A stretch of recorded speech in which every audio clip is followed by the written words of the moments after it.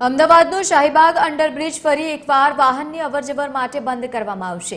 Railway track રિપેરિંગની કામગીરી ચાલતી હોવાના કારણે આજથી 28 માર્ચ દરમિયાન બપોરે અને રાત્રે 12 થી લઈને 5 વાગ્યા સુધી વાહનો માટે જો કે અવરજવર બંધ રહેશે તે પ્રમાણેની અત્યારે માહિતી સામે આવી છે।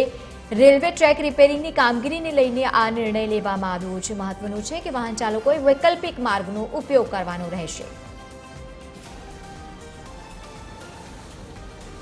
વધુ માહિતી સાથે સંવાદદાતા આયુષી યાજ્ઞિક જોડાયા છે। આયુષી, ફરી એકવાર બ્રિજ બંધ કરવા માટેનો નિર્ણય લેવામાં આવ્યો છે શાહીબાગ અંડરબ્રિજ, શું વધુ માહિતી?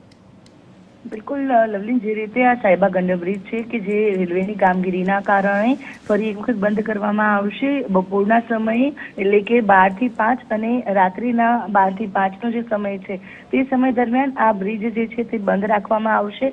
અંડરબ્રિજ છે કે જે સૌથી વધુ અવરજવર કરતો છે, કારણ કે એક તરફ સુભાષ બ્રિજ જે છે તે બંધ છે ત્યારે સૌથી વધારે લોકો આ અંડરપાસનો ઉપયોગ કરે છે। ખાસ કરીને પૂર્વથી પશ્ચિમમાં આવવા માટે લોકો આનો ઉપયોગ કરતા હોય છે, ત્યારે લોકોને પણ કોઈ પણ પ્રકારની મુશ્કેલી ન પડે તેને ધ્યાનમાં રાખીને રેલવે વિભાગ દ્વારા પણ જેનો સમયગાળો છે તે બપોરનો અને મોડી રાતનો કરવામાં આવ્યો છે, જેથી કરીને પીક અવર્સ, ઓફિસ અવર્સ દરમિયાન લોકોને કોઈ પણ ટ્રાફિક જામની સમસ્યાનો સામનો ન કરવો પડે।